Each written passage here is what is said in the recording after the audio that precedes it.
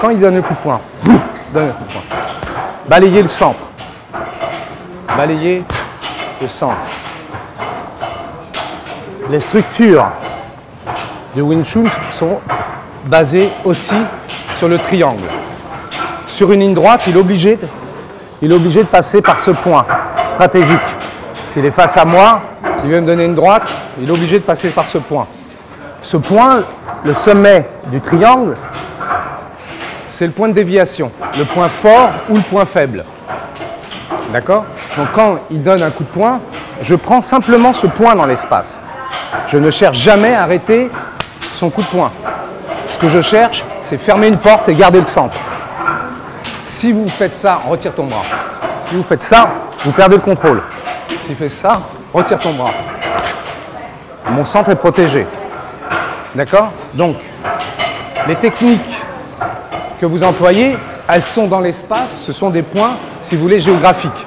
Il ne faut pas prendre n'importe quoi, je viens juste prendre ce point. Juste ce point dans l'espace. Pac. Donc là, pac, il ne faut pas que la main soit de cette manière-là. Sinon, le choc, il est absorbé et il ne dévie pas la force. C'est un peu comme l'effet du ping-pong. Il faut que ça rebondisse. Quand il fait, pac, avec la paume. Pac. Pac, ça. Pas ça. Le coude au centre pour la structure. Balayer. Là, là.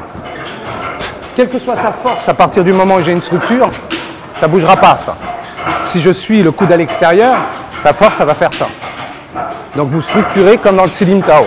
La première forme, c'est pour apprendre à situer vos bras dans l'espace et mettre les principes en application.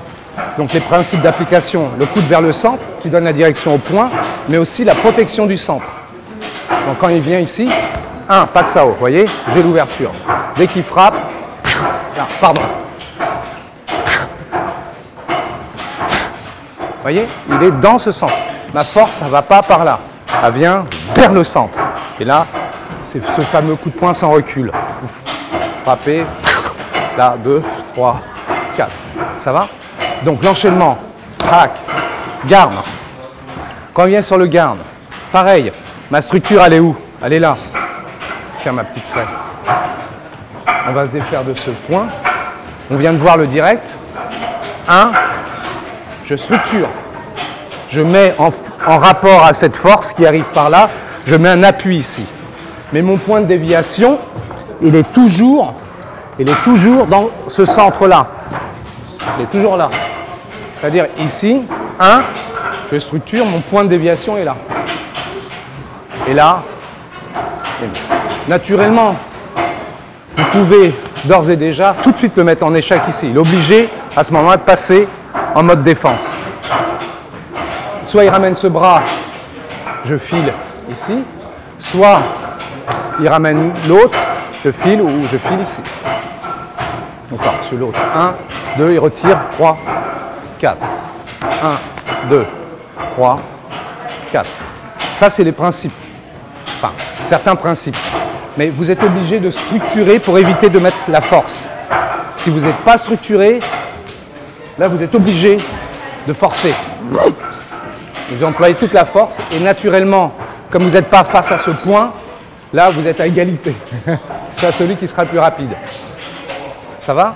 Et il y a donc 2 temps. Si vous faites 1, je suis obligé de forcer, vu qu'il n'y a pas de structure derrière, donc je suis obligé de mettre de la force. Et là, je n'ai pas la distance, je suis obligé de repartir sur un autre temps pour le coup de poing. Là, vous faites 1, direct. Ça, au meilleur des cas, il bloque. S'il a bloqué, vous avez ça. Vous pouvez repartir en self-défense, ici, là. Ça va? Donc, 1, structuré, ici. Là.